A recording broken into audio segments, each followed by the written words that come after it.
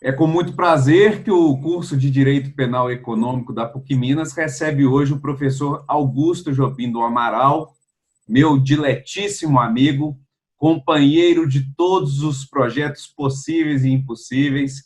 Eu só tenho a agradecer ao professor Augusto.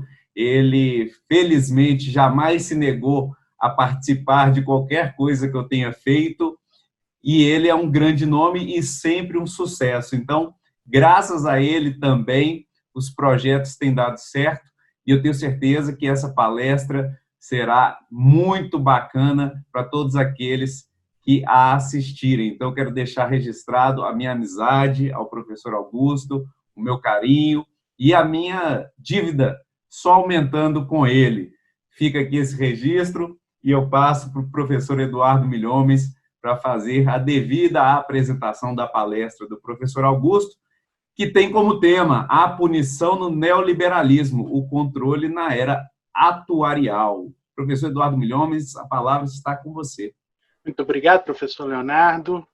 Gostaria de agradecer a presença do professor Augusto Jobim do Amaral. O professor Augusto Jobim do Amaral é pós-doutor em Filosofia Política pela Universidade de Pádua, é também pós-doutor em Teoria da Filosofia do Direito pela Universidade de Málaga, doutor em Altos Estudos Contemporâneos, Ciências Políticas, História das Ideias e Estudos Internacionais Comparativos pela Universidade de Coimbra, é doutor, mestre e especialista em Ciências Criminais pela Pontífica Universidade Católica do Rio Grande do Sul, professor do Programa de Pós-Graduação em Ciências Criminais e do Programa de Pós-Graduação em Filosofia, ambos da PUC do Rio Grande do Sul, e lidera o grupo de pesquisa do CNPq, Criminologia, Cultura Punitiva e Crítica Filosófica.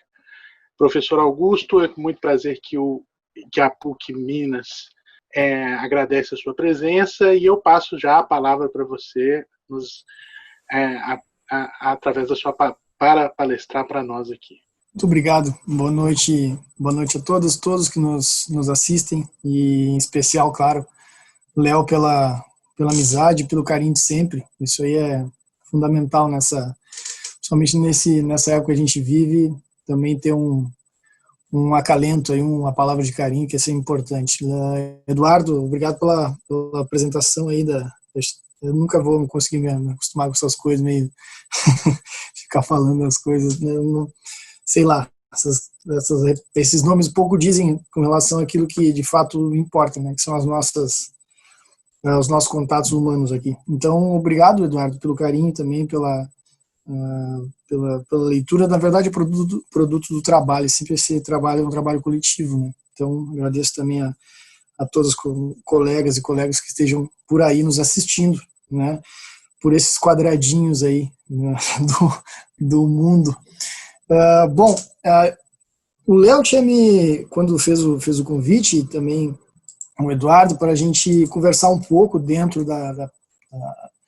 do âmbito da pós do Direito Penal Econômico da PUC Minas, conversar um pouco a respeito, por assim dizer, das configurações contemporâneas da punição, né? Seria mais ou menos por aí. Eu procurei fazer um recorte que trouxesse a pensar vamos chamar essas práticas governamentais chamadas neoliberalismo. Neoliberalismo, para começo de conversa, está longe de ser uma ideologia, está longe de ser um plano de governo, está longe de ser uma teoria política, está longe de ser simplesmente uma teoria econômica. Eles são práticas de governo, são práticas que dizem respeito como disse uma ex dama de ferro, vamos chamar assim, né, a primeira ministra britânica, para colonizar ou para conquistar corações e mentes. Então está longe de ser algo meramente de uma ordem de organização ideológica, por assim dizer.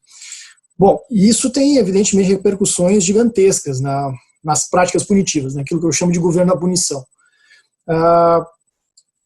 É um desafio, eu não vou conseguir de fato nem perto trazer os contornos suficientes necessários para a gente discutir a questão, mas o Léo disse, não, fala aí uns 40 minutos, 50 minutos. Tá bom, o meu poder de síntese está maravilhoso, vamos lá.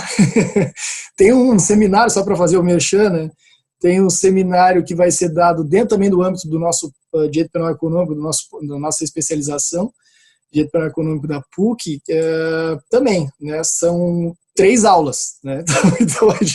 Então aqui vai a nossa tentativa de fazer um briefing daquilo que seria a introdução aos prolegômenos do começo, vamos chamar assim, né? Ou seja, é praticamente um suspiro, né, de tentativa aqui de conversar um pouco a respeito disso. Depois, claro, a gente abre também para o diálogo, que é o mais importante, como o Léo e o Eduardo sabem disso. Bom, eu gostaria primeiro de apontar algumas linhas, vamos chamar assim, alguns fios condutores da minha exposição. Eu sei que a maioria tem bastante interesse na matéria e, obviamente, aprofundá-la é algo fundamental. Eu procurei, pelo menos, trazer 3 grandes pontos de arranque, né? Primeiro, não vou deixar de dizer, o Política da Criminologia, de alguma maneira, traz esse livro novo que saiu esse ano meu, tem mais ou menos uma diretriz, principalmente no capítulo sobre biopolítica e biocapitalismo, por assim dizer, das expressões contemporâneas a respeito da sociedade do controle, que, na minha opinião, retratam muito bem, são reflexos daquilo que se chama de uma nova razão do mundo, para usar o termo do Dardot, dos professores Dardot e Laval.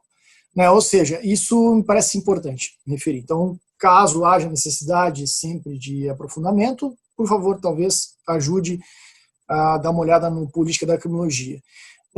Sem antes também fazer referência a 2 outras obras que, na minha opinião, são sempre mais ou menos a minha cola, vamos chamar assim, das reflexões que eu procuro fazer. Primeiro, um texto fabuloso do professor Sandro Quinhola, chamado A Topeira e a Serpente, que foi traduzido por mim e está publicado, se não me engano, na revista Direitos Fundamentais, daí de Minas. Se não me corrijam, eu acho que é. Mas se não, eu coloco aqui coloco no nosso chat depois e vocês podem facilmente encontrar, né? A Toupeira e a Serpente, exatamente fazendo referência a um texto fundamental do Deleuze, lá da década de 90, sobre sociedade do controle. Então, para mim, é a melhor aproximação que eu já li a respeito dessa temática atualizada, né? O professor Sandro Quinhola. Por outro lado, também a terceira referência seria olhar um texto chamado A Punição no Neoliberalismo, que é um texto que eu tive também o privilégio de traduzir, do professor da Universidade de Colômbia, Bernard Harcourt, que saiu na Revista Brasileira de Ciências Criminais. Acho que faz uns 2, 3 números, eu acho. Ou seja, dá um espectro, dá um panorama muito bem apanhado daquilo que eu vou procurar apenas rascunhar aqui com vocês, né? Essas 3 referências. Uma, vocês vão ver, uma e outra são remissíveis, ainda que, ou melhor, ainda que dialoguem profundamente, vão a dimensões, vão a direções diversas, né? Mas dá para montar um caleidoscópio, por assim dizer. Bom, o que eu poderia dizer para ajudar um pouquinho e também ser um pouco provocativo, que eu acho que qualquer seminário que se preze tem que ser um pouco, o Léo me conhece, né? Tem que ser um pouco sair um pouco do chover no molhado e também botar alguns dedos nas feridas, sejam próprias ou alheias. Eu acho que é importante a gente se colocar em questão o tempo inteiro. E tenho certeza que todos vão perceber, vão também apoiar esse tipo de esforço.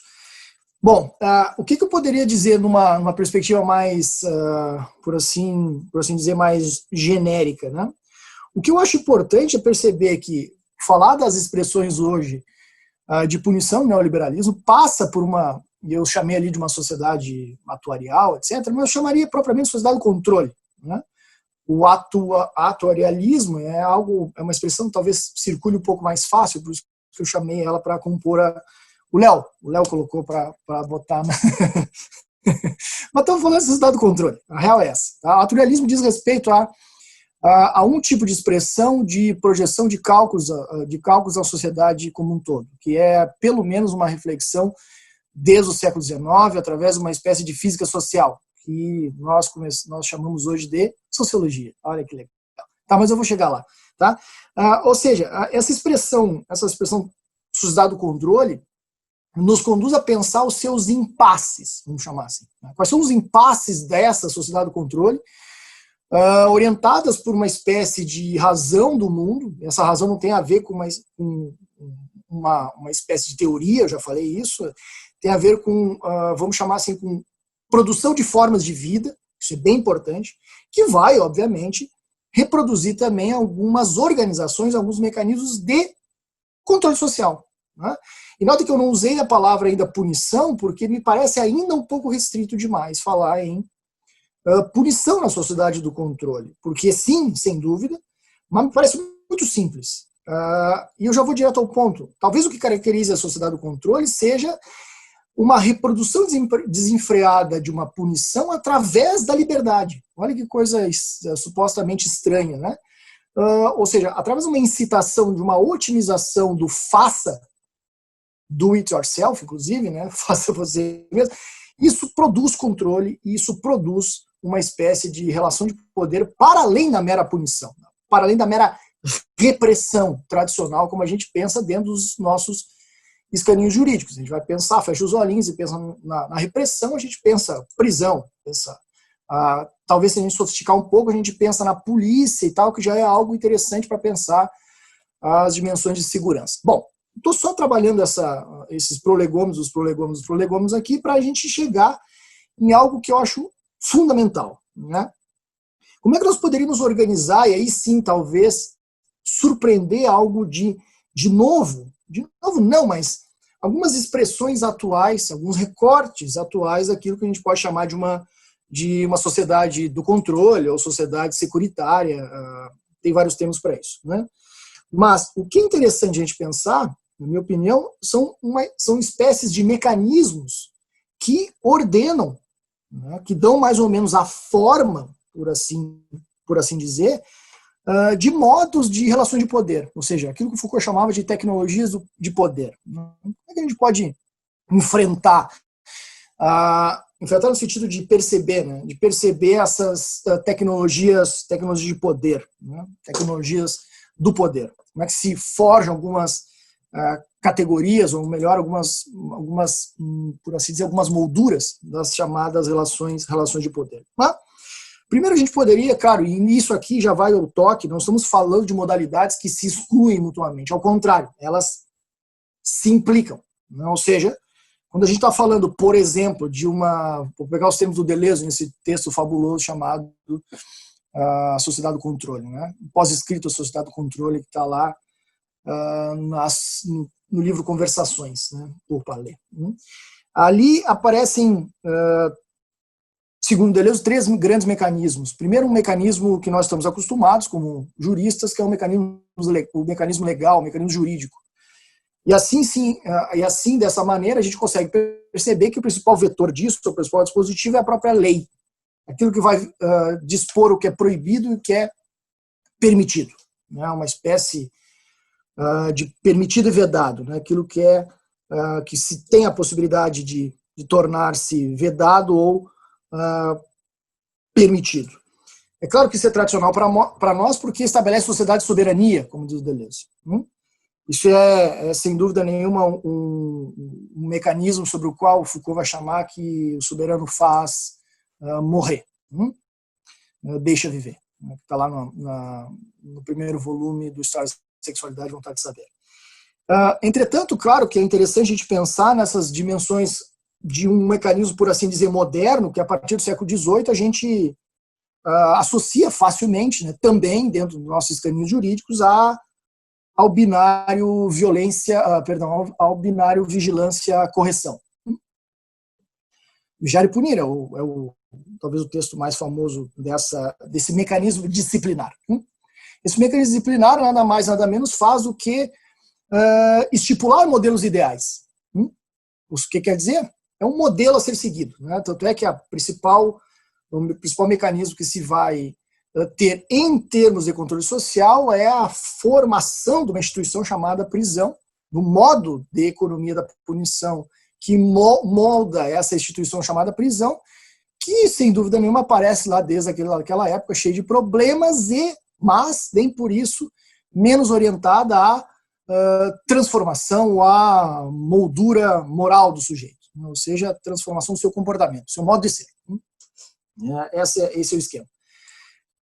Entretanto, a coisa começa a ficar bem mais complicada, como diz o próprio Foucault, para mim um seminário genial e seminal, que é o Segurança, Território e População, 77, 78, principalmente no texto chamado Governamentalidade. Por sinal, o texto que o Foucault publica alheio ao seu seminário, o seminário vem muito tempo depois, ele publica a governamentalidade, ou seja, tem uma vontade de expressão mesmo sobre aquilo, que está bem ordenado, diferente de alguns outros pontos que são muito mais ensaísticos dos seminários do Foucault. Mas uma terceira forma, para além desse mecanismo, vamos chamar assim, legal-jurídico, um mecanismo soberano, e para além desse mecanismo ou dispositivo disciplinar, a gente tem, que é o que me interessa, o que me traz aqui de alguma maneira, é pensar uma forma relativa aos chamados dispositivos securitários, ou seja, cálculo de custos e benefícios e limites de aceitabilidade. Aqui a gente toca em algo fundamental, porque o Foucault vai dizer, olha, aqui nesse tipo de mecanismo o que interessa são curvas de normalidade ou anormalidade, ou seja, aquilo que é aceitável e não é aceitável. Notem que mais do que simplesmente, como diz o próprio Deleuze, mais do que proibir, que sempre faz a lei, ou permitir, aí em certa altura o próprio Foucault, melhor dizendo, diz, olha, a lei proíbe, a disciplina vai prescrever um tipo de comportamento, entretanto a segurança, que é o paradigma é o dispositivo fundamental para esse tipo de mecanismo, a segurança regula, ou seja, a segurança governa, né? Ou seja, ela é uma incidência na própria realidade. E aqui está meio complicado, eu sei que está, mas vai chegar em algo muito, muito claro. Vai chegar em algo muito claro. Porque aqui nós estamos falando de governo de populações. Por isso, o importante do seminário Segurança, Território e População. A governamentalidade, ou o que a gente chama modernamente de governo, não é um instrumento do Estado. O Foucault, ao contrário, o Estado é a forma, produto de um modo de governar.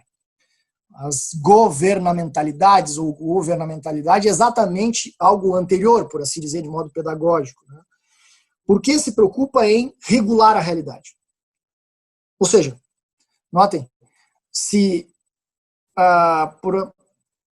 nós tivermos assim por dizer que a lei trabalha sobre, termos do Foucault, tá? Se a lei trabalha sobre o imaginário, daquilo que não pode ser feito, né? A disciplina por aquilo que deve ser feito, ou seja, que prescreve um determinado comportamento, ou seja, sobre um complemento da realidade, aquilo que não se dá agora, mas deve se dar no futuro, a segurança se preocupa em governar o concreto, real, o agora. Por isso que ela vai se preocupar com taxas, estatísticas, com vidas. Aqui entra a chamada biopolítica. Aqui está o grande buraco negro da filosofia Foucaultiana e de outras muitas importantes tanto quanto, que é pensar a biopolítica. O que é biopolítica? De maneira muito concreta, para resumir de modo até irresponsável da minha parte, anatomopolítica dos corpos, chamemos disciplina dos corpos e governo de populações. Só que como é que eu governo populações? Através de duas coisas fundamentais: economia e segurança. É aí que surge a disciplina chamada economia política, que nada mais é do que uma falsa disciplina, completamente falsa, que, como dizem alguns autores, simplesmente sempre foi feita para evitar motins. Exatamente, sempre foi para isso a economia política. A real é essa, né? Evitar o caos e afastar os motins, como diz o Comitê Invisível, com toda a razão. Ou seja, a economia política serve para isso, através da segurança. Segurança é, por assim dizer, esse mecanismo, esse dispositivo que vai gerenciar a ideia da governamentalidade. É por isso que depois desse seminário, só para fechar essa primeira parte introdutória, por isso que depois do seminário 77, 78, Foucault vai escrever, ou melhor, vai proferir o seminário Nascimento da Biopolítica, né? Nascimento da Biopolítica. Ou seja, o que esse cara quer é perceber que tem um nó nessa história chamada liberalismo.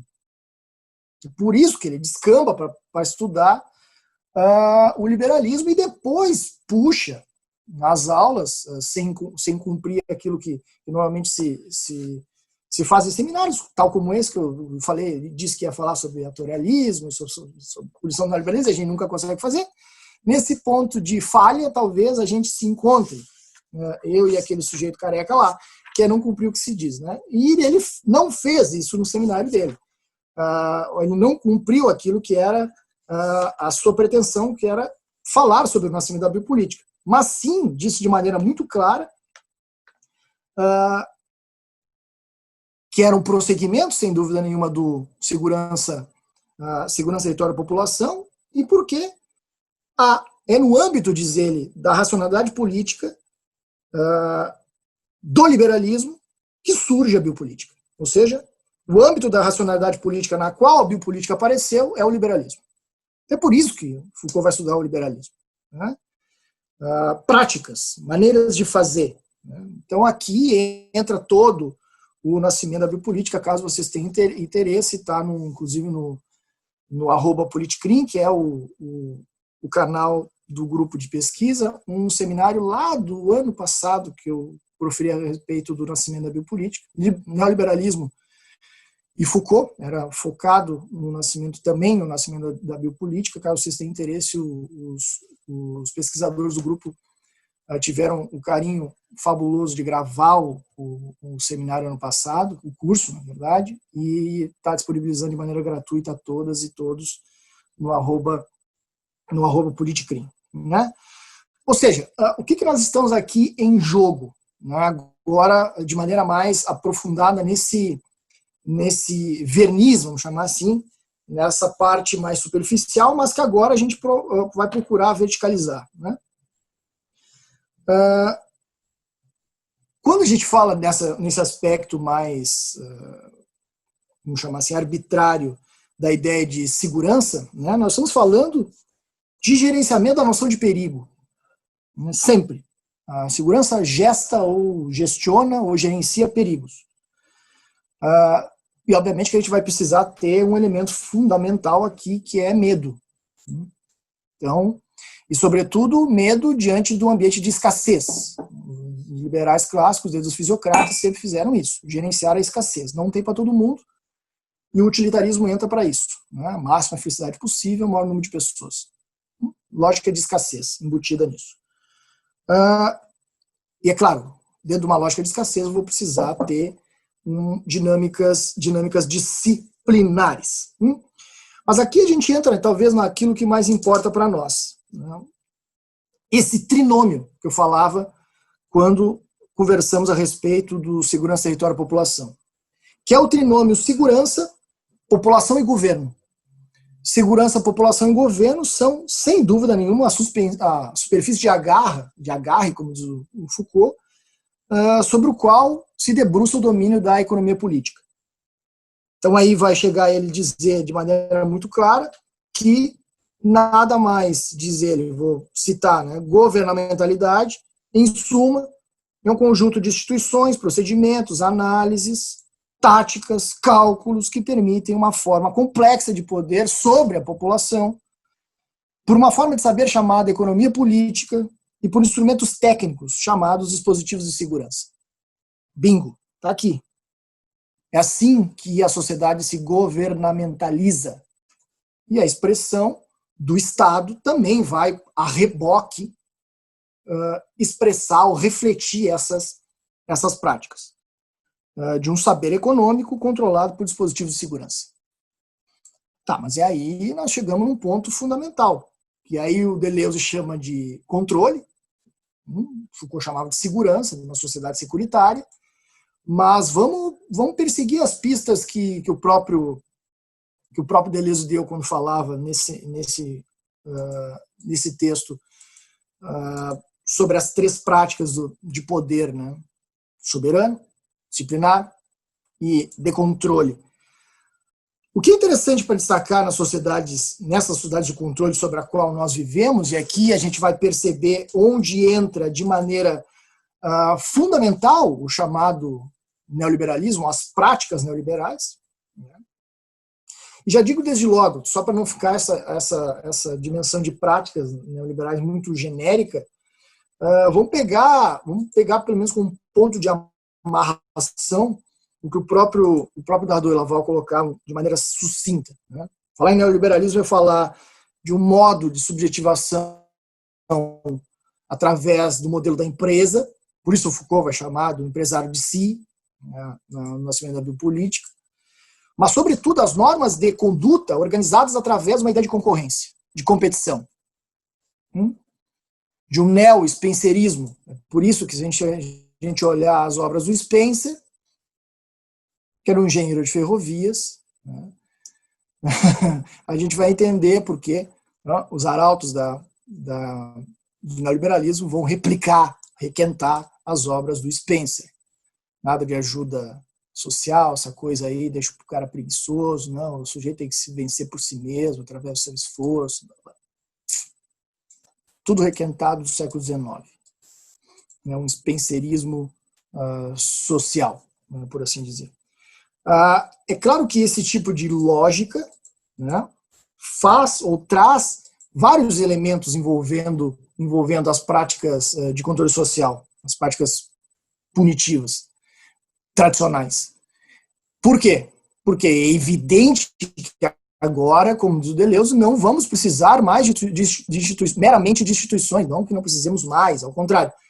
Apenas não precisaremos de instituições fechadas com muitas aspas, coisa que o Foucault sempre criticou, do Goffman, por exemplo, e o Becker, em entender como instituições fechadas, não ao contrário. São instituições, por sinal, muito abertas, porque elas refletem exatamente o fluxo social, as relações sociais dentro. O que se quer dizer, em outras palavras, é que sociedades do controle permitem aquilo que se chama de uma espécie de segurança ou de organização ou de governamentalidade a céu aberto. Não precisa ter instituições necessariamente fechadas ou algo parecido. E mais, não precisa da repressão. Ela pode instigar e ser exatamente o vetor de otimização da performance pessoal. Ou seja, é o ovo de Colombo. É o ovo de Colombo que nós chamamos hoje de Big Data, por exemplo. É o ovo de Colombo. É o Big Data da era, vamos chamar assim, o ovo de Colombo da era pós-panóptica é exatamente o Big Data. Não vai dar tempo, evidentemente, de falar sobre isso, mas caso depois haja interesse, a gente vai atrás. Mas o que está em jogo aqui, numa sociedade do controle, seguindo ainda a pista do Deleuze, são aquilo que ele mesmo chama de organizações das pessoas, é claro, subjetivas, né, individuais, né, ou seja, aquela ideia do indivíduo moderno, clássico do liberalismo, se coloca agora de maneira cindida. Né, ou seja, cindida não no sentido da psicanálise ou algo parecido, não. Mas no sentido de que agora esse sujeito ele vai ser fragmentado em cifras, né, em senhas, né, em algoritmos, por exemplo. E isso você faz tranquilamente o controle a céu aberto. Vigilância do século XIX, tal como pretendia um engenheiro social, como eram todos, na verdade, mas sobretudo no século XIX, quando se falava em panóptico, como o Benta, é brincadeira de criança. Aqui nós estamos falando de outros modelos, que são modelos, como diz o Dardot e Laval, são modelos políticos que têm a sua força ancorada no liberalismo, que têm a sua plataforma econômica no capitalismo financeiro, que têm as suas formas sociais através do empresário de si, uma espécie de individualização extrema, aqui tão extrema que essa unidade se quebra o tempo inteiro, e que gera formas de vida patológicas. Não é à toa que todos nós estamos esgotados tapados de depressão e assim por diante. Ninguém aguenta mais. I can breathe não é simplesmente a supressão da vida ali, é de todos, literalmente. Bom, para isso, o Deleuze arremata dizendo que a velha, vamos chamar assim, os velhos animais, tal como qualquer bom filósofo político vai trabalhar com as metáforas biológicas, por isso a biopolítica também, as velhas topeiras, que são animais de confinamento, né, de túneis, vai perder espaço para a serpente. Ou seja, que são animais de sociedade do controle, são sinuosos, adaptáveis, flexíveis, que são literalmente moduláveis dentro de um terreno.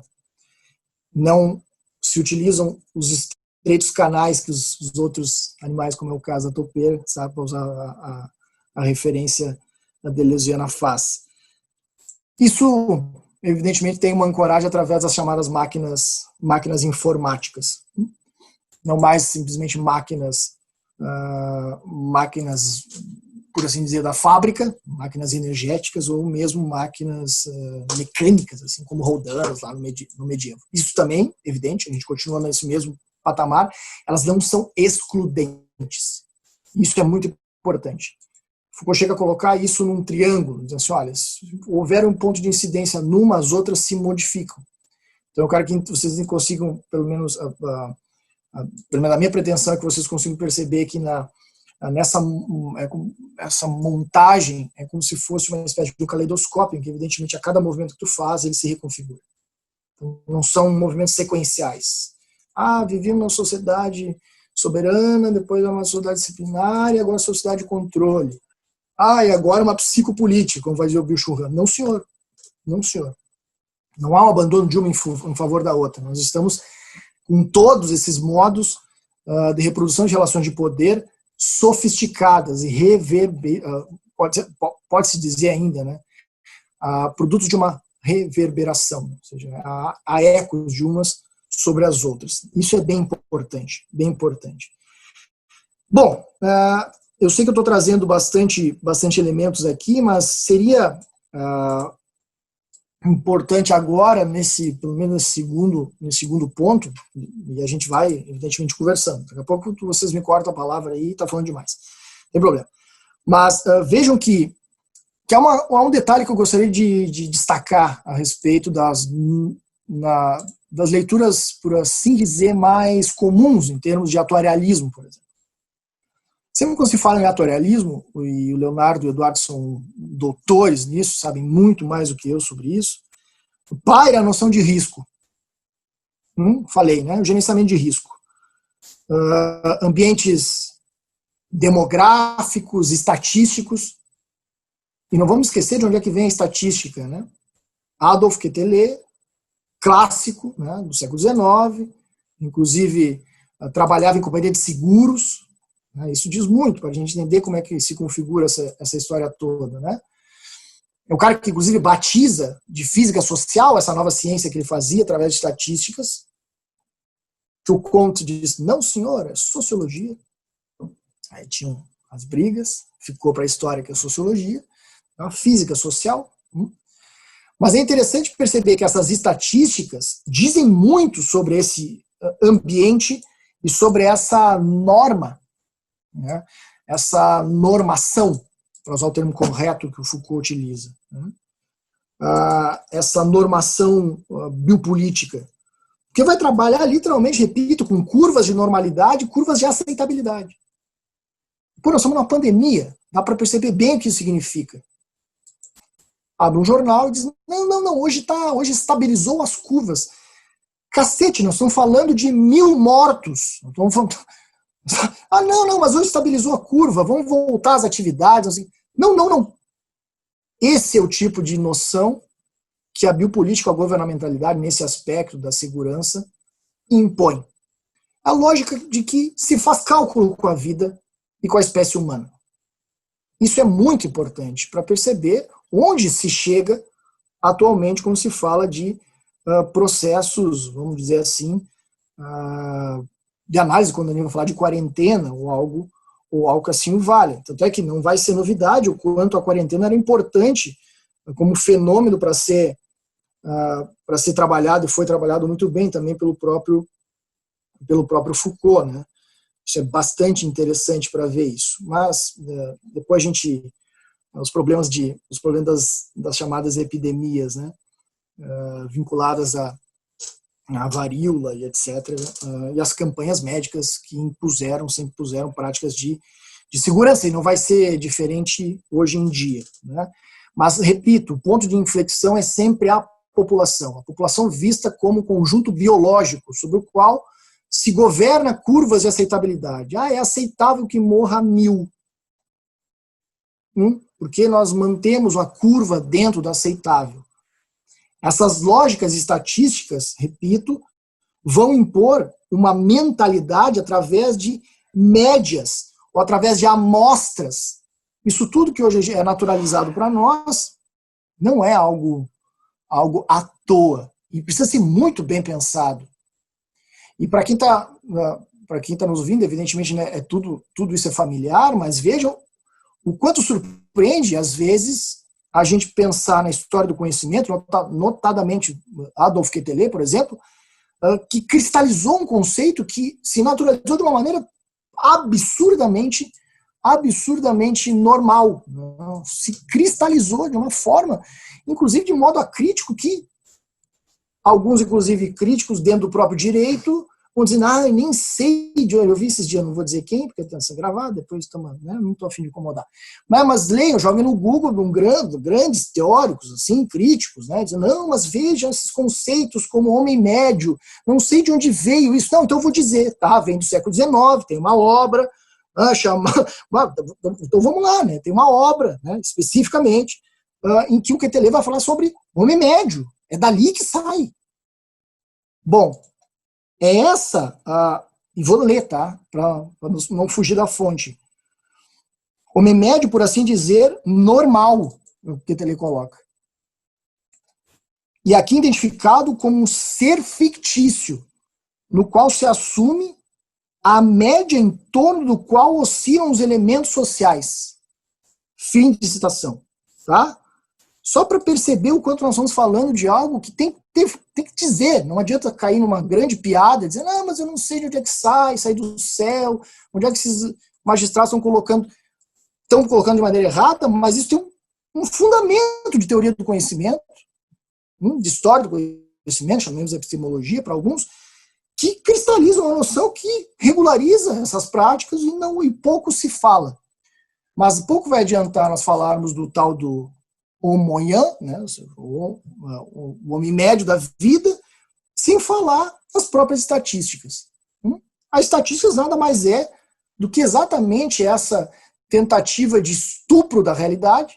Nós vamos ter um bem violento, porque é uma espécie de mecanismo de violência, de existência de uma espécie de essência da própria realidade. Onde é que está a realidade? Está nesse número aqui que eu estou expressando. De modo mais ou menos aproximado, com curvas, né, com como é que a gente chama hoje nas estatísticas, né? Margem de erro, né? Sim, agora deu para ver o que é margem de erro, né? Pode estar morrendo 50 mil, como pode estar morrendo 100 mil, a gente não sabe. Esse é o esquema, né? Ou seja, a representação para usar a categoria do homem médio, né? Uma espécie de representação do indivíduo através de uma variável numérica, sem a necessidade de referência a algo diferente que senão a própria massa de dados. Quanto mais dados, mais preciso. A gente ouve falar isso dentro da criminologia até hoje, para muita gente. Isso tem um nome para isso, uma ciência chamada estatística, que trabalha na realidade, molda a realidade. Perceberam? Quando eu falava agora de segurança, ela joga na realidade, ela trabalha na realidade.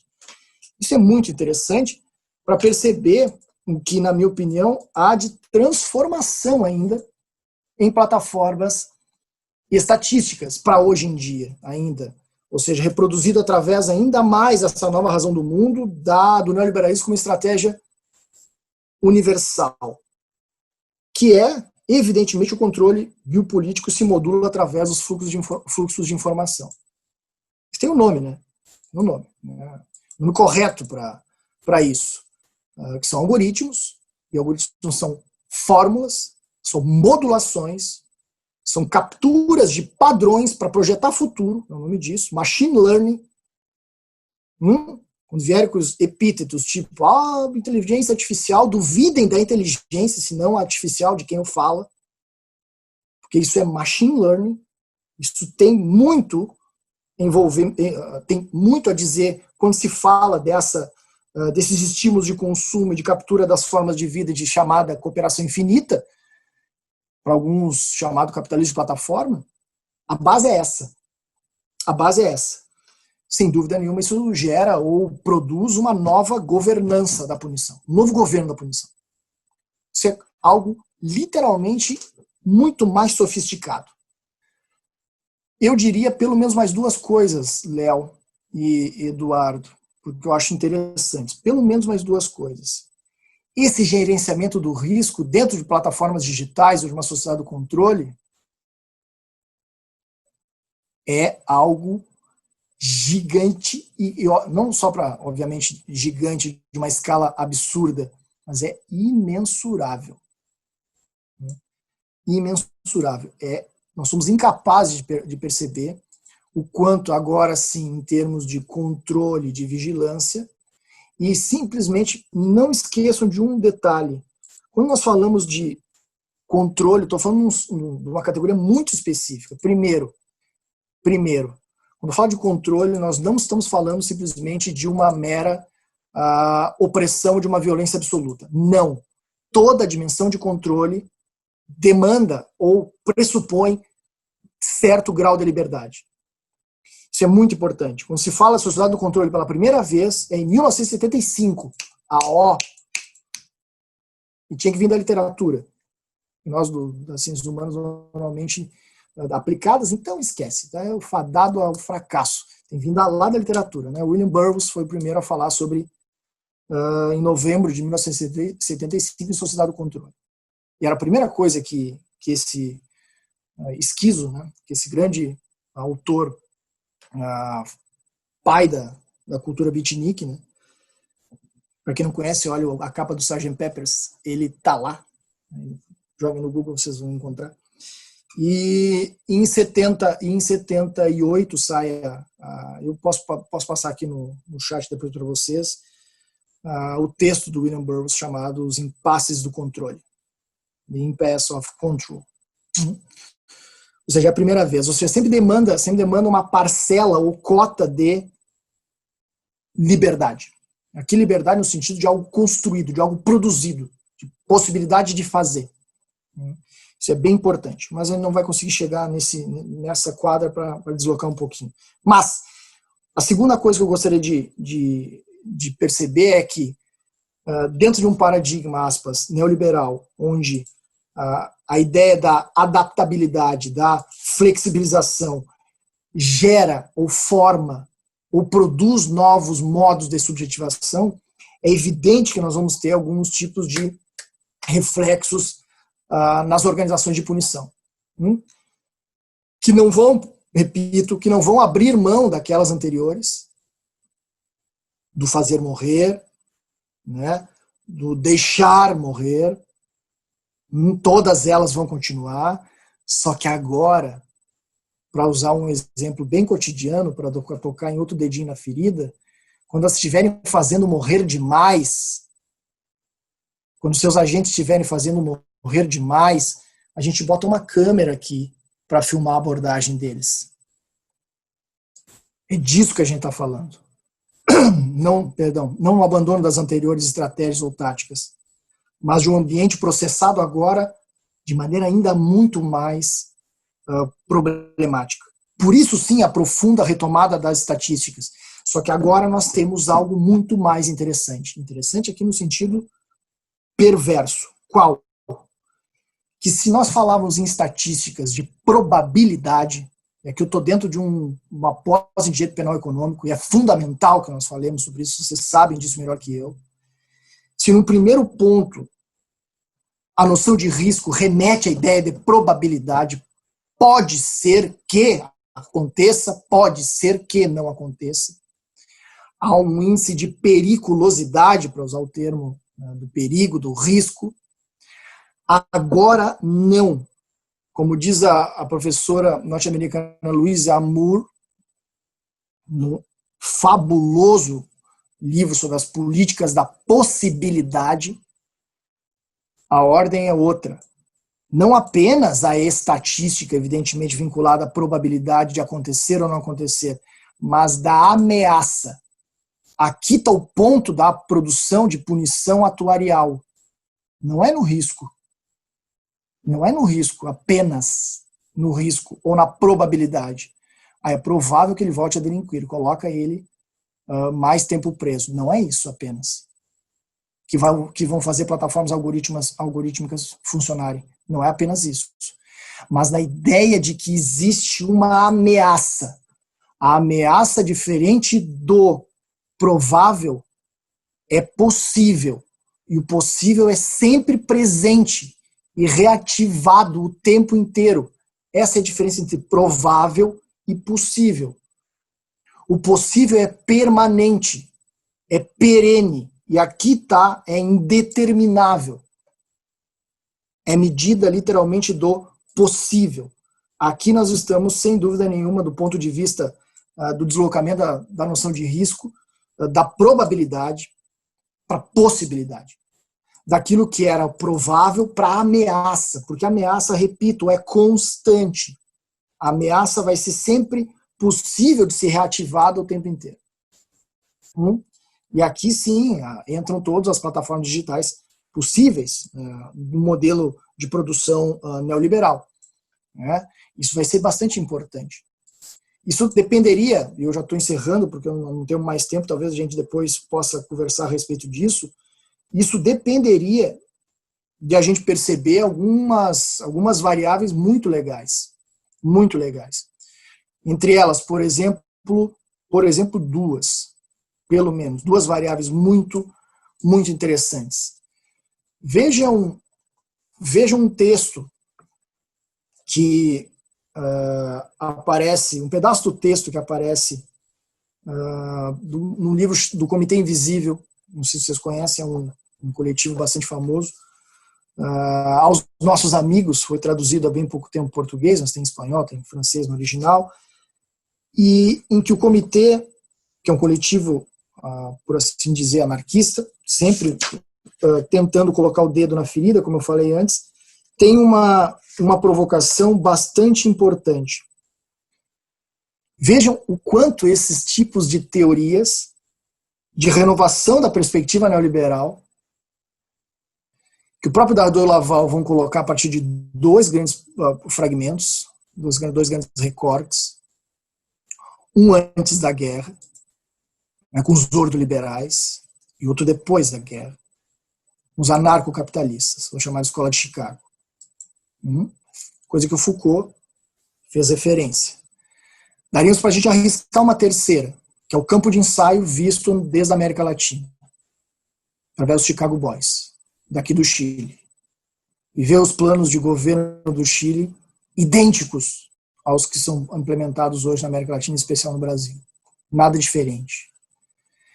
E é interessante duas coisas, só para atentar e dar nome aos bois. Olha como essa confusão entre neoliberalismo, a sociedade de controle, cibernética, ou mesmo aquilo que a economia neoliberal chamou de teoria dos jogos, vem de 1944. Não tinha nem acabado a guerra. John von Neumann publica o primeiro livro sobre teoria dos jogos. Esse foi o mesmo cara partidário a um ataque nuclear preventivo à União Soviética. Não dá nome aos bois, para saber do que se fala. Fundador da escola de Palo Alto. Engraçado que saíram todos de lá as grandes empresas de Big Tech. Ou seja, não tem, é só ser um pouco pesquisador, sabe? E não se enganar sobre as mesmas coisas. Eu me engano sobre um monte de coisa. Mas eu procuro não me enganar sobre as mesmas. Essa talvez seja a nossa grande tentação de não cair, né?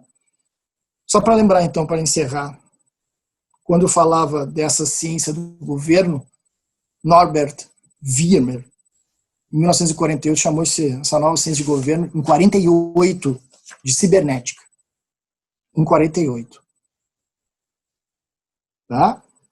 Logo após que esse autor, John von Neumann, ou Neumann, se quiser, mais precisamente, aporta para a economia neoliberal a chamada, o grande respiro para a teoria econômica do neoliberalismo, que tinha que sair da teoria do equilíbrio de Walras, tinha que sair através da chamada teoria dos jogos. Tá? Então é só para fazer essa dica, só para dar essa dica. Juro que eu vou encerrar por 1 minuto, não mais que isso, tá, Léo e Eduardo?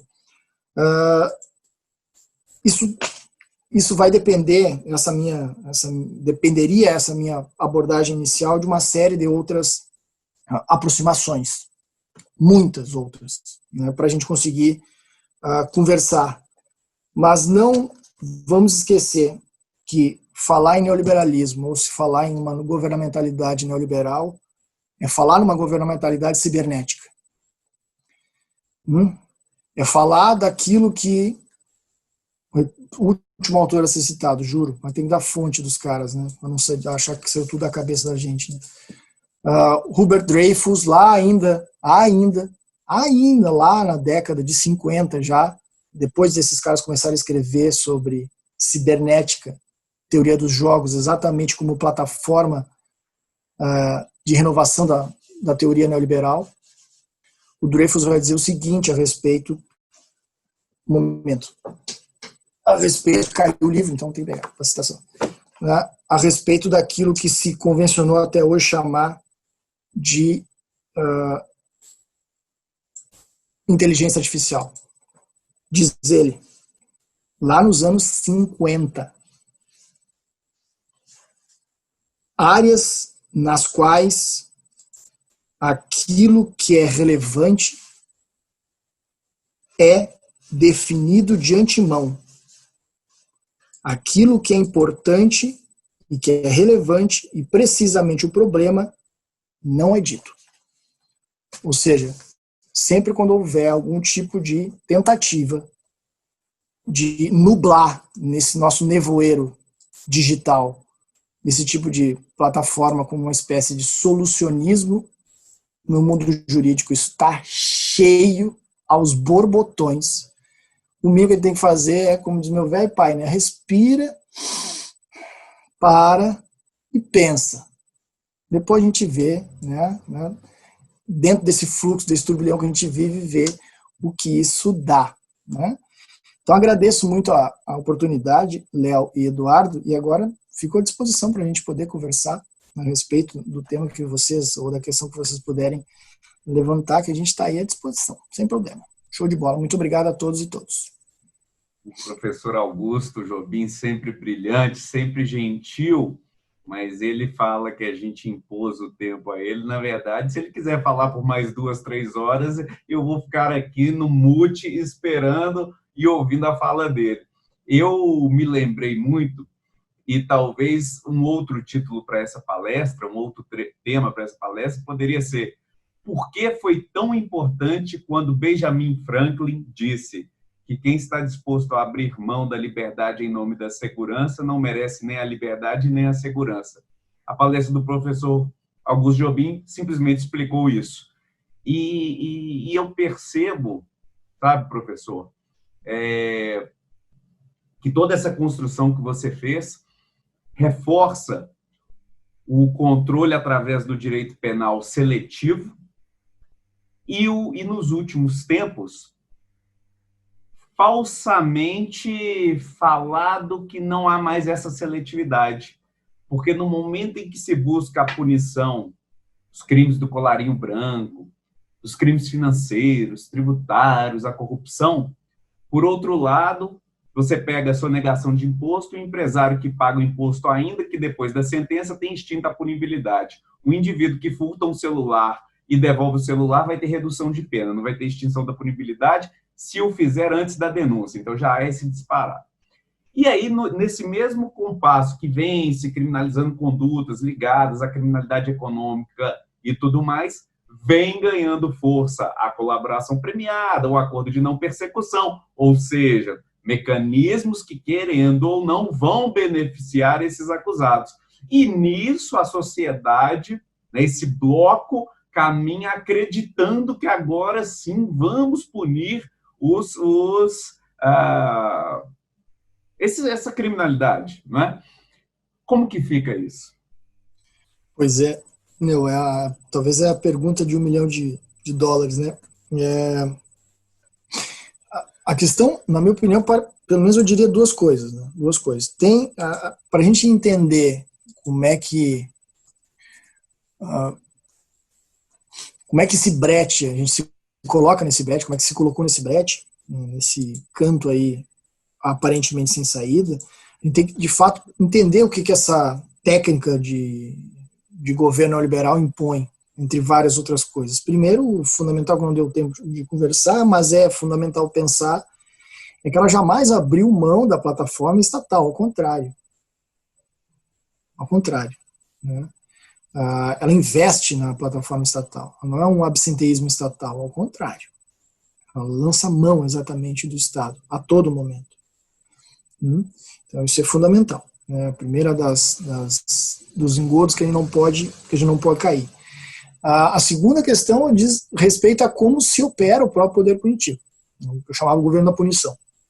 Bom, se a gente perceber que desse governo da punição vai estruturalmente funcionar de modo seletivo, né, qualquer tipo de, vamos chamar assim, de elemento a ser incluído nele, vai reproduzir o mesmo tipo de lógica.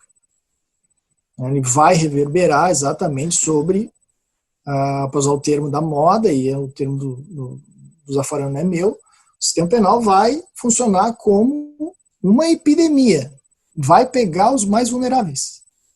E esses mais vulneráveis não diz apenas, simplesmente, a qualquer, vamos chamar assim, traços tradicionais, que no nosso Brasil é muito mais profundo que qualquer outro, né, que é o nosso traço racista, escravocrata, evidente, que vai bater no lombo dos de sempre. Mas qualquer tentativa simbólica ou algo parecido de fazer com que ele funcione diferente, saiba que no dia seguinte ele vai bater nos de sempre. Essa é talvez a nossa grande lição, né? Para perceber que qualquer tipo de discurso, como um discurso bélico qualquer, que desde a Inquisição é o mesmo, de combate, de enfrentamento, de guerra, nesse caso específico a corrupção, o corrupto, etc. Diz respeito a uma possibilidade de não se enfrentar de fato o problema real. O sistema penal é o problema real, falando de punição. E aqui o sistema não é um aspecto, longe de ser um aspecto institucionalizado aqui, mas são as práticas estatais e paraestatais de governo de populações. Ou seja, de como é que nós fazemos com que algumas pessoas morram, outras não. Agora, o interessante é que talvez a gente apele dentro dessa... fica mais sofisticado, porque dentro dessa dinâmica neoliberal, óbvio que nós vamos dizer assim, nós nos convencemos que temos que nos autoexplorar o tempo inteiro, né? É óbvio que essas lógicas em várias ciências, olha, se a gente estivesse falando aqui de psicologia, né, com toda a licença, mas vejam que em grande parte vem se desenvolvendo as pesquisas em psicologia, virou um mix de administração e psicologia, né? Terapia cognitivo-comportamental, essas porcarias. Ou seja, gerenciamento de empresa, gerenciamento de RH, né? Sai todos os psicólogos direto para um setor de RH, ou seja, a ideia do management pessoal, da ideia do coach, isso é empresário de si.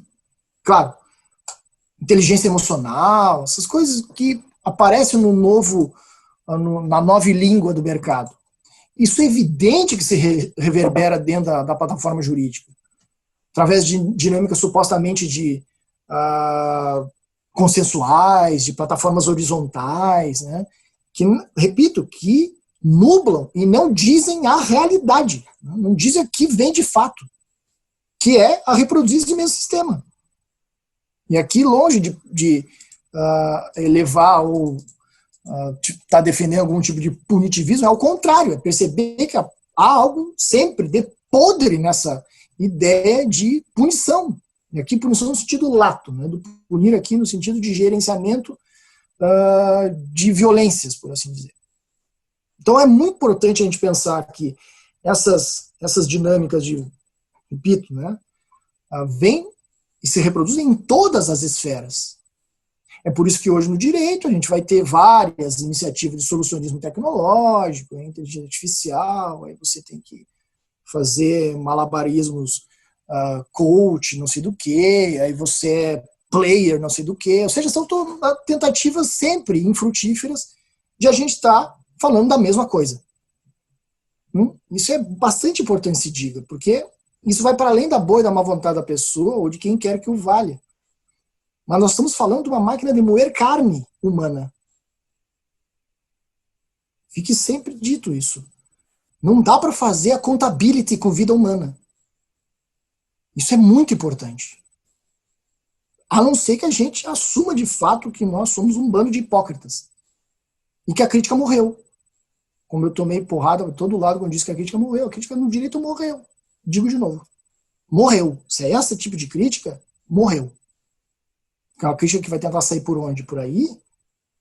Por algum tipo de arrego no sentido, né, no espanhol, no sentido de ajustamento, longe de qualquer dimensão minimamente ética da história, em que se vê simplesmente prognósticos de ação e reação como se a gente fosse robô, em que a sentença vira simplesmente um apanhado de palavras-chave que a gente vai concatenando.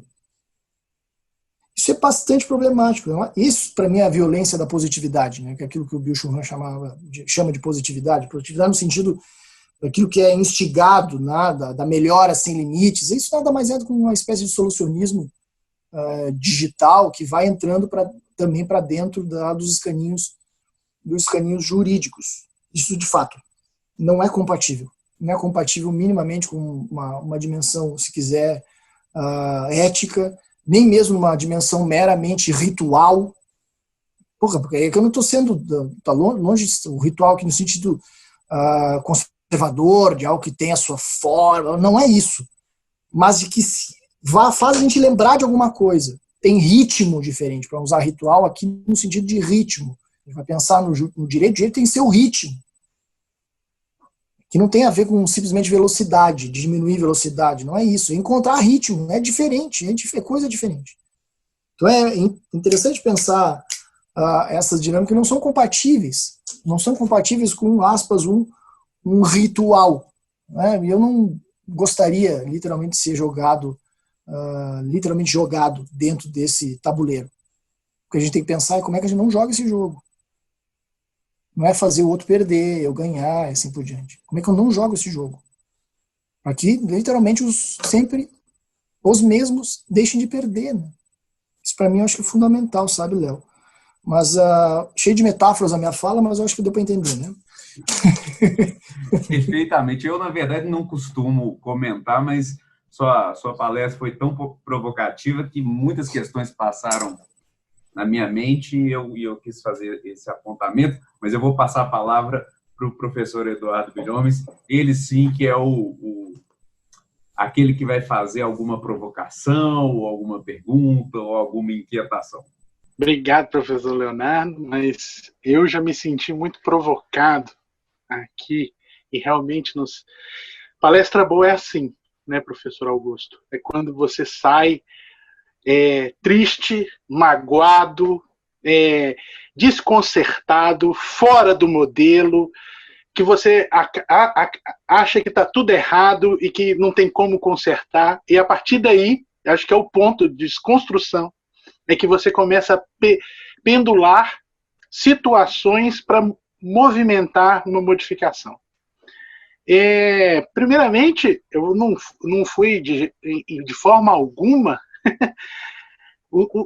hoje, nessas questões que a gente anda, quando a gente fala de um currículo igual o seu, um currículo sólido, um currículo que a gente, ao ler os textos, ao ler o seu trabalho, verifica que isso é realmente um currículo e deve ser, sim, pontuado. Eu acho que a gente tem que parar com isso, a gente tem essa falsa modéstia. O currículo do professor Augusto é sensacional e ele merece, com toda forma, ser dito e falado. Não tem coisa. O professor, eu fiz meu mestrado também na Universidade de Lisboa, e eu me lembro muito, muito bem, o professor tem aí na Universidade de Coimbra também, fez os estudos lá. Eu lembro, em Coimbra mesmo, alguns restaurantes tinham o lugar para os professores colocarem as cátedras. Né? Eu acho que é uma coisa que a gente devia ter trazido isso para cá.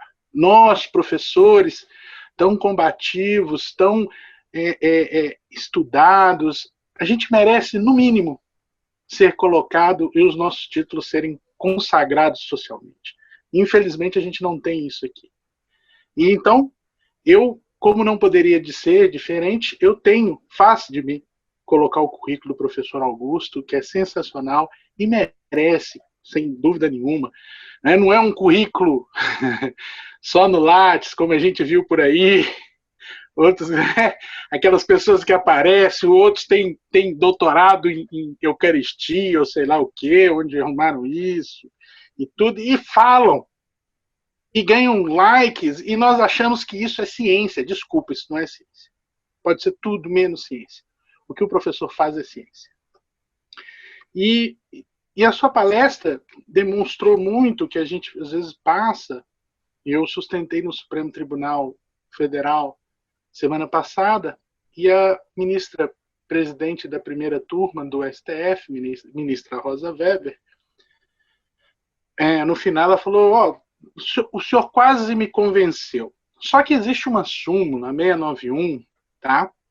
Quer dizer, a prisão é ilegal, mas eu não vou ultrapassar a súmula 691 porque o colegiado, de novo aquele negócio. E ela até disse, o voto dela está aí no YouTube, porque as palestras, né? Ela vira e fala, eu fui escrachada no meio social porque eu não liberei uma pessoa que roubou 2 shampoos. Mas eu nem entrei na matéria de mérito. Eu neguei por causa da súmula 691. Eu falei, mas onde isso é vantagem? Onde esse discurso? Quando que nós erramos para que esse discurso fique como certo? E o discurso que uma pessoa está presa por 2 vidros de shampoo está errado.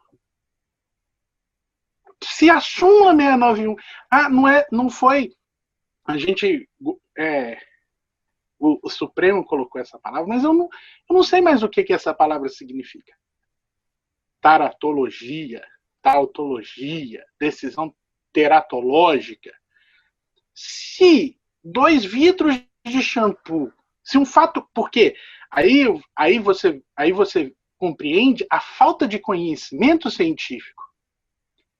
Porque quando a gente fala do crime de bagatela, não é uma excludente de licitude, não é uma excludente de tipicidade. É atípico o fato. A tipicidade material. O fato não é crime. Se um fato não é crime, não é uma decisão teratológica ou etc., o que vai ser? Se uma pessoa está presa porque uma coisa não é crime, o que não vai ser? Então, é nessa situação que eu volto à minha frase inicial. Uma palestra boa é quando você se sente destruído, fora do contexto. E foi o que você pontuou e que você colocou de novo para nós aqui. E a partir daí, a gente nos é incumbido, como profissionais do direito, como cientistas, o que fazer nessa situação? Como constranger? Como a gente rebater essa neopolítica que, de repente, virou uma situação que a gente começou a ter essa ciência. E interessante, e aí eu vou fazer uma analogia até pouco esdrúxula aqui, é mais ou menos como esse sistema encaixou perfeitamente dentro do nosso ordenamento jurídico, sem ao menos haver um estudo. Porque, poxa, se ela virasse para mim, se essas pessoas citassem Robert Nozick, se ela trouxesse o Mills e falasse sobre eles, e trouxesse esse neoliberalismo, onde o próprio Nozick, o Robert Nozick, fala que a única coisa que o Estado deve fazer é a segurança, é investir em segurança, coibir a criminalidade. O resto ele tem que ser liberal. Então ele tem que ser máximo para aqueles que não fazem as regras do Estado e mínimo para o social e etc. Para a repartição. Ótimo! Mas leram um livro? Trouxeram um estudo? Não! A filosofia, essa filosofia, ela encaixa dentro de um parâmetro que é quase tátil, sabe? É como se fosse o celular, a Siri que vai te dando, não, isso aqui não precisa nem citar, isso aqui é assim, ó, você vai encontrar alguma coisa falando sobre isso e tal. Nunca houve um estudo, nunca se aprofundou. Enquanto aqui, desse lado, a gente tem que estudar, a gente tem que citar, a gente tem que falar, e mesmo assim, né, as coisas aqui não é bem assim, ou, igual o professor Leonardo já ouviu do tribunal aqui, doutor, isso é muito legal lá na academia, mas aqui é a vida real, aqui a gente não pode utilizar isso não, porque aqui é a vida real. Eu falei, mas quando que a filosofia não é a vida real? Quando que o direito penal não é a vida real? Eles são a vida real.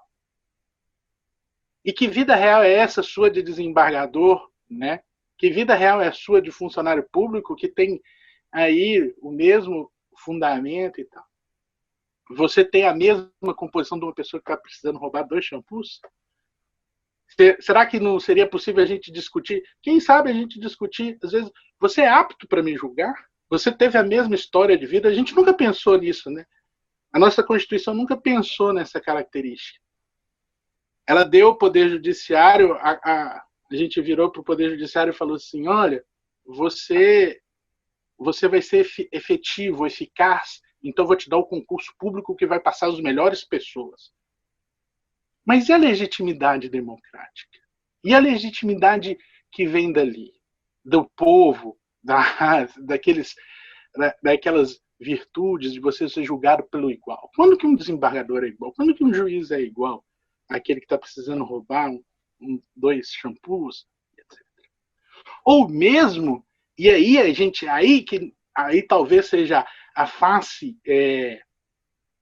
maléfica e contradita, é que nesse sistema, hoje, o direito penal econômico está aí, batendo na porta dos poucos, né?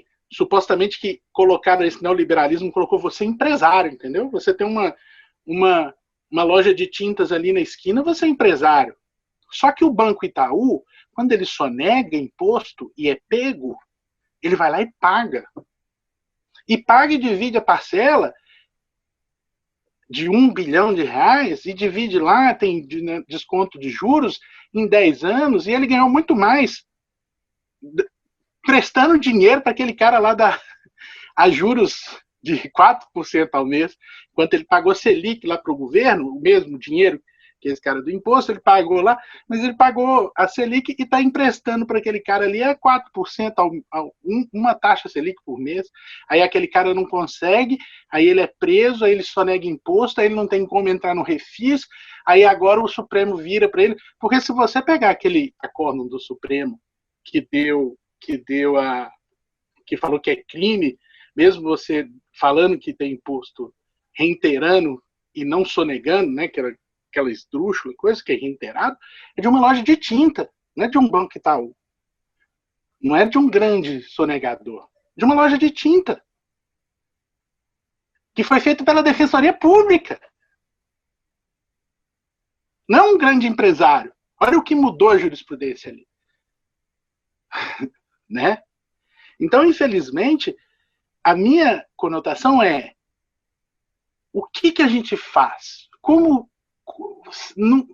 Sem essa de ser o player, sem essa de teoria dos jogos, como a gente efetivamente vai trabalhar essa situação dentro desse cotidiano, dentro dessa nova realidade que nos apresenta.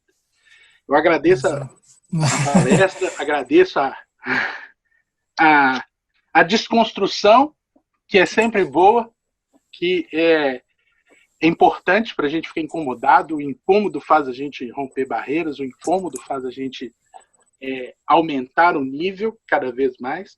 Então, agradeço, professor Augusto, a brilhante palestra e estamos aí para... Sim, vamos conversar bastante, né? Bom, não tem muita resposta não, sabe? As inquietações, eu estou longe de conseguir articular uma solução para isso, pelo contrário, né? Eu acho que a gente está com déficit de leitura sobre a realidade, inclusive, que é essa que tu expôs, né? Mais do que dizer o que virá, ou dar uma de, como diz Foucault, filósofo legislador ou filósofo pedagogo, eu prefiro, sem dúvida nenhuma, ser aquele que vai fazer literalmente a crítica, mas a crítica aqui no sentido de desestabilizar. Como é que a gente consegue fazer isso? Na minha opinião, pensando, sabe, Eduardo, de que maneira a gente está implicado nisso, sabe? Vamos chamar assim, é fácil de perceber o quanto essa lógica de cálculos econômicos aplicado na vida social, nesse caso no Poder Judiciário, alcançou áreas de teratologia. Isso sim é teratologia. É a hora que tu vai lá e remete para algum tipo de standard, como o pessoal adora fazer referência, né? Ou seja, esse talvez seja o ponto. Qual é a nossa implicação nisso? A nossa implicação no sentido de juristas, né?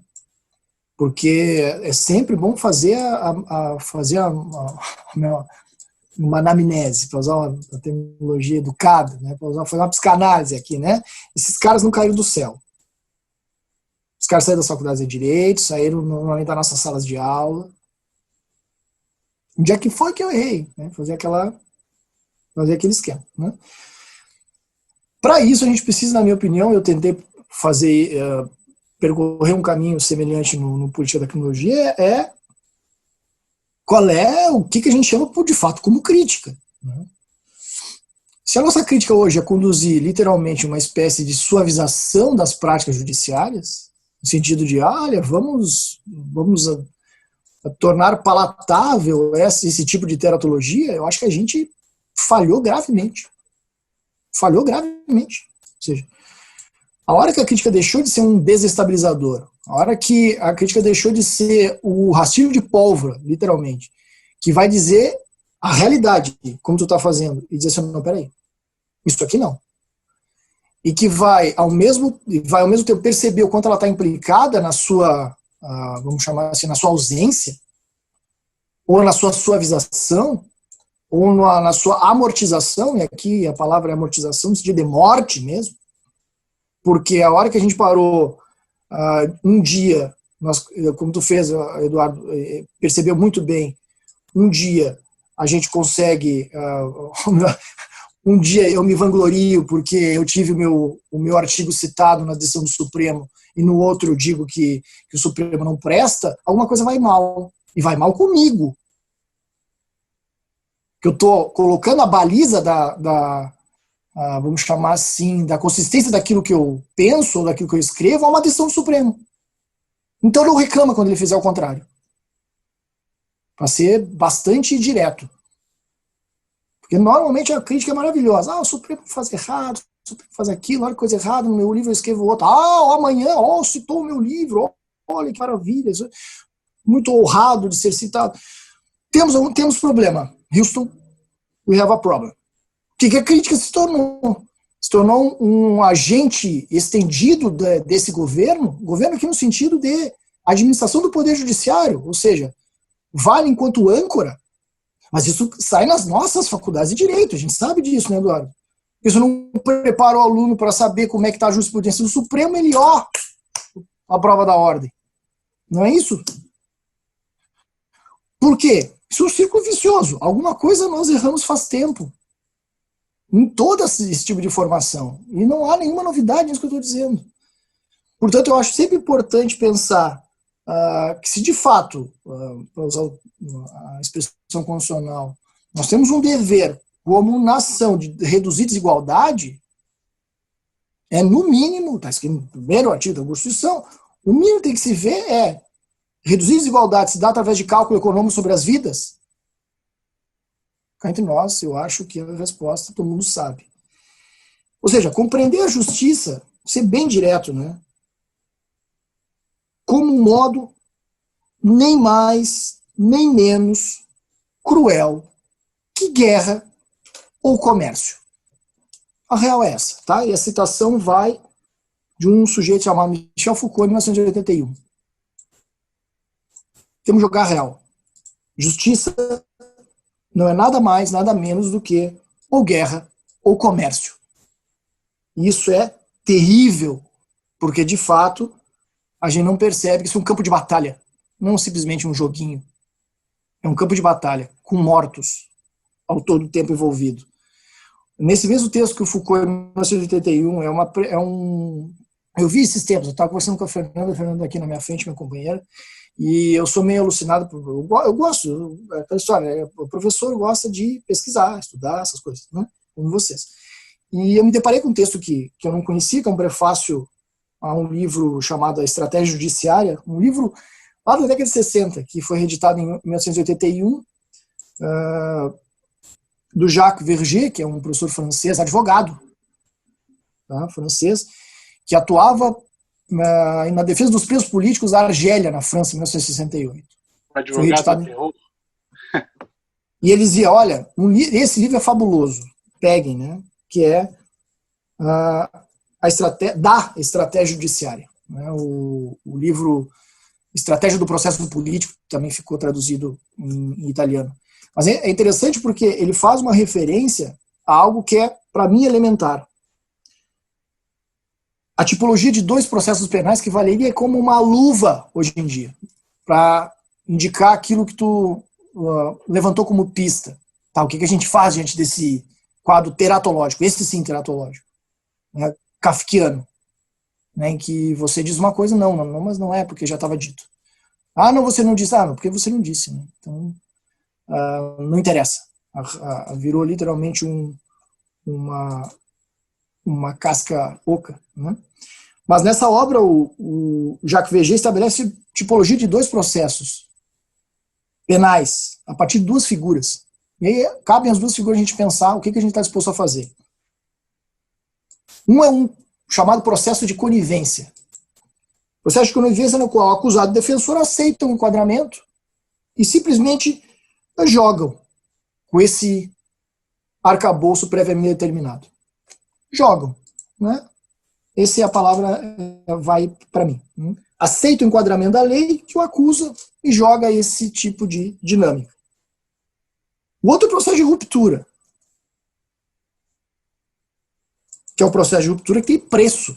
A crítica, para usar um termo econômico, a crítica sempre tem um preço. Sempre tem o seu preço. Aquilo que o Foucault chamava de parrésia, coragem de verdade, não é simplesmente dizer as coisas assim que vem na minha cabeça.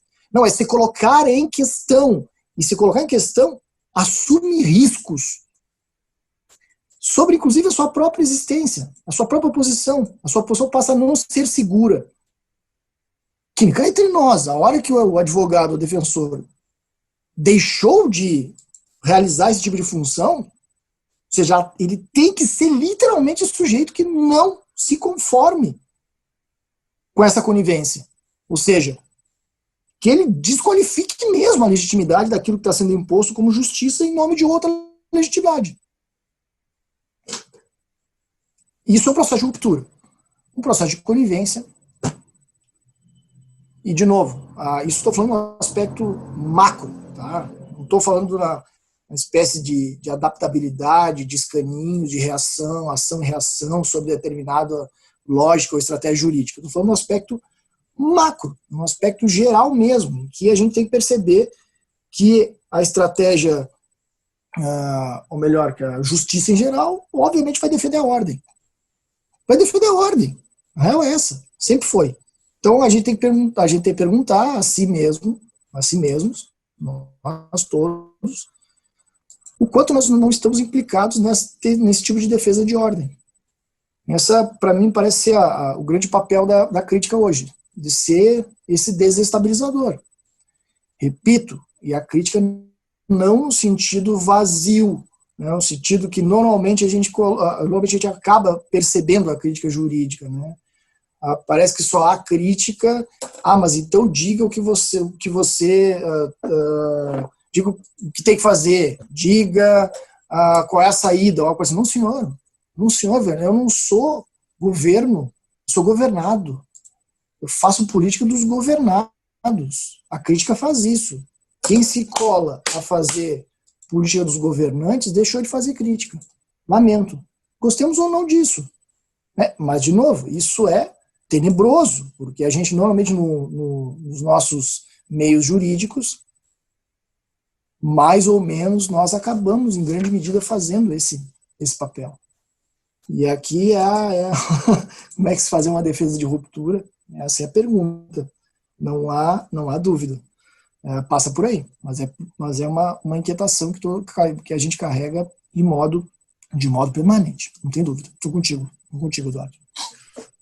Eu só tenho a agradecer ao professor Augusto pelo seu tempo, por estar aqui conosco, dizer para você que a PUC Minas, a porta sempre estará aberta, esperando agora a sua presença física, né? Esperamos que em breve você agora, depois de participar de tantos projetos comigo, você tem a obrigação moral de vir aqui pessoalmente para a gente estar junto e com nossos alunos também. Eu quero te agradecer muito pelo seu tempo e pela sua brilhante exposição e aos comentários, enfim, muito obrigado mesmo.